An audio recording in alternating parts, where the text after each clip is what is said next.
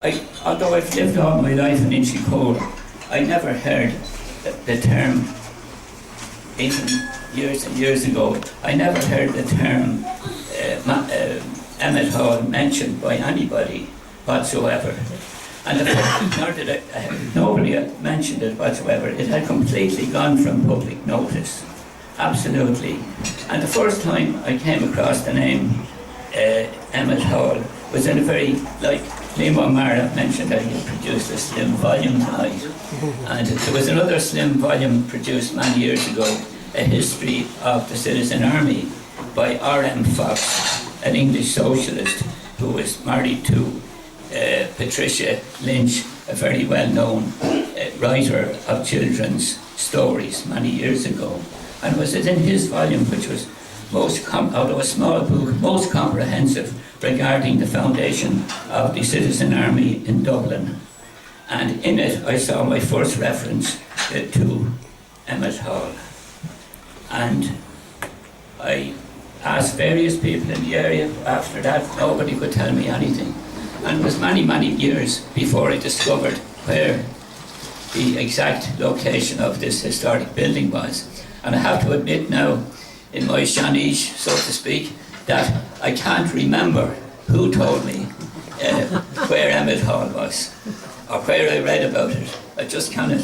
The brain box is on the way out, apparently. But anyhow, we finally discovered that this was the premises. And strange enough, tonight as I came in here, it went through many hands since it was Emmet Hall and the various shops that took its place, commercial undertakings that we had here.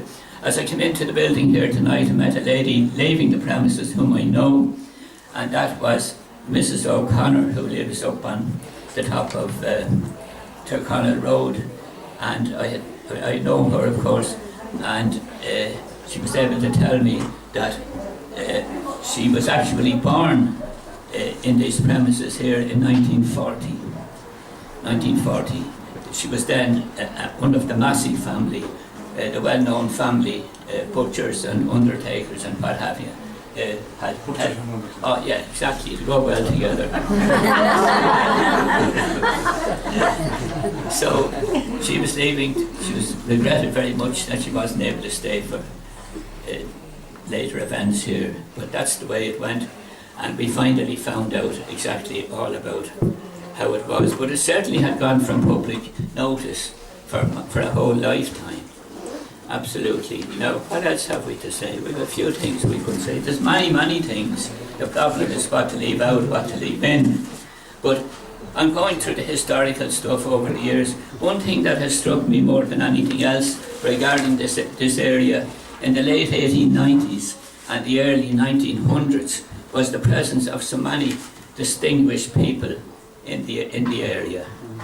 Without a doubt, I cannot account for, I doubt if any other district in Dublin had so many distinguished personages living in the area. I'll just briefly go through a few of them. We've already mentioned quite a number of them. Liam has there tonight already.